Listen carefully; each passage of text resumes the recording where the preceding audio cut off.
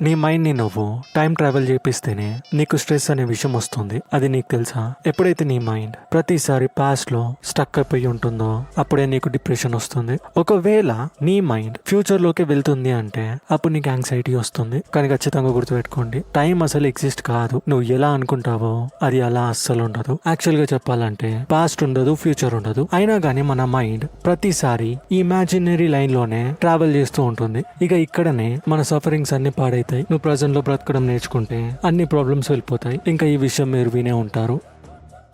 You are too concerned with what was and what will be.